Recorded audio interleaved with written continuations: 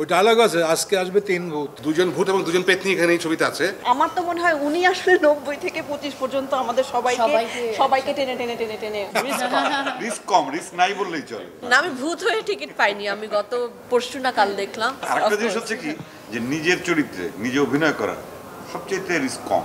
আমি তো চাইবো বাংলাদেশের সকল মানুষই দেখুক। ডিরেক্টরের নির্দেশনা ছিল পরিবার ছাড়া দেখা নিষেধ। আর সোশ্যাল মিডিয়াতে বিশেষ করে এটা তো খুব প্রচারের একটা খুব ইম্পর্টেন্ট জায়গা, সেখানে আমরা খুবই ভালো রেসপন্স পাচ্ছি। আর টিকিট তো পাচ্ছি না, সত্যি বলতে আমি নিজে এসে টিকিট পাইনি, খুবই লজ্জার বিষয়। না, আমি ভূত হয়ে টিকিট পাইনি, আমি গত পরশু না কাল দেখলাম। পরে একজন দর্শক উঠে গিয়ে আমাকে আর আমার ভাবিকে বসতে দিলেন। আমি জানি না, আমি বললাম তো আসলে এত অভিভূত হয়ে আছি যেটা ভাষায় প্রকাশ করতে পারছি না। মানুষ এত মানে ভালোবেসে আমাদের ছবিটাকে গ্রহণ করেছে। আসলে ইভেন আজকে একজনকে দেখলাম যে ফেসবুকেই পড়লাম, আমাদের স্বামী দোহা ভাই লিখেছে যে আপনার সিনেপ্লেক্সে এক পুরো ফুল ফ্যামিলি এসেছে, সাথে নিয়ে এসেছে একজন অসুস্থ বয়োজ্যেষ্ঠকে।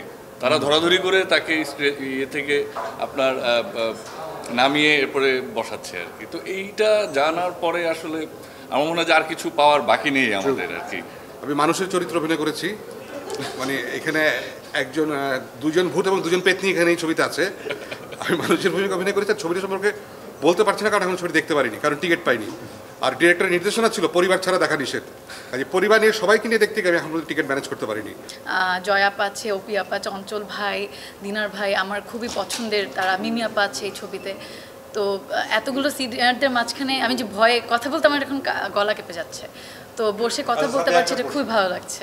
নতুন সেনোরা, গাইনোকোলজিক্যাল সোসাইটি দ্বারা স্বীকৃত নিরাপদ ও সুগন্ধিমুক্ত স্যানিটারি ন্যাপকিন সেনোরা। আমার অবস্থা তো সাদিয়ার মতনই একেবারে। আমার একটু কাপাকাপিটা একটু কম, কারণ আমি এটা আসলে ভাগ্যবান, কারণ সবাই অপি আন্টি, চঞ্চল আঙ্কেল, মানে জয়া আমাকে কিন্তু জয়া বলে। হ্যাঁ, আমারও নাম ধরে ডাকে, কিন্তু এখন বলছে আঙ্কেল। মানে একটু তারেক আঙ্কেল, দিনার আঙ্কেল, তারিম আঙ্কেল, সবার সাথে আঙ্কেল বলে দাদু বলে তারেক দাদু। না, তো আমার হচ্ছে এদিক থেকে একটু আমি অ্যাডভান্টেজ ছিল, কিন্তু তারপরেও যখন তারা এতটাই এক্সপিরিয়েন্সড অ্যাক্টার, তখন তারা যেখানে কাজ করছে সেখানে ওইটা একটা অটোমেটিক একটা আনসিন একটা সাবকনশিয়াস মাইন্ডে একটা প্রেশার চলে আসে যে এত গুণী গুণী আর্টিস্ট এখানে আছে, যতই আমি তাদেরকে আগে থেকে পার্সোনালি চিনি, কিন্তু সেটা একটা প্রেশার ছিল। কিন্তু এখন তো করে ফেললাম, এখন রিয়াকশন ভালো পাচ্ছি, এটাই আবার অনেক ভালো লাগে। সুবিধাও আছে, তোর আর ওর সুবিধাও আছে, কারণ টোটাল যে ওয়েটটা সেটা তো আমরা কিছু কিছু করে ভাগ করে নিয়েছি। আমাদের কাঁধে ওয়েটটাও কম ছিল, তার মানে তোমাদের উপর একটু, কিন্তু যতটুকু ছিল তোমরা তাতেই তোমাদের 4-6 হয়ে গেছে। প্রত্যেকটা ছবির একটা বিভিন্ন ছবির বিভিন্ন জনরা আছে, বিভিন্ন ছবির বিভিন্ন দর্শক আছে, কিন্তু সামহাও আমার খুব ভালো লাগছে এটা ভেবে যে অনেক জেনারেশনের যারা আছে তারা আমাদের ছবিটা পছন্দ করছে। যেমন আমি আস্তে আস্তে কৃষেন্দুকে বলছিলাম যে আমার বন্ধু বলছে যে দোস্ত অনেক দিন পর মনে হলো যে একদম মানে আমাদের গল্প দেখলাম। ওর ছেলেকে আনতে চাচ্ছিল, তো আসলে আসতে রাজি হচ্ছিল না, তো ও তখন বেরিয়ে বলেছে যে অপি আন্টিকে একটু মিস করেছি, হ্যাঁ আর একটু পেলে ভালো হতো।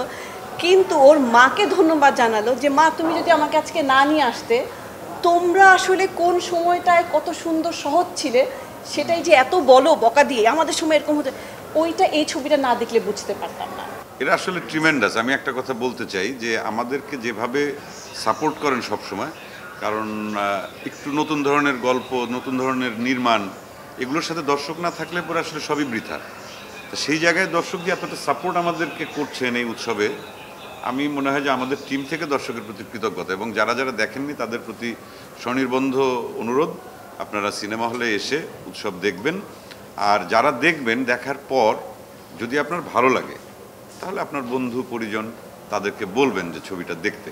এবং আমি যতদূর বিশ্বাস করি এই ছবির প্রমোশনটা আসলে দর্শকের মুখে মুখে হচ্ছে।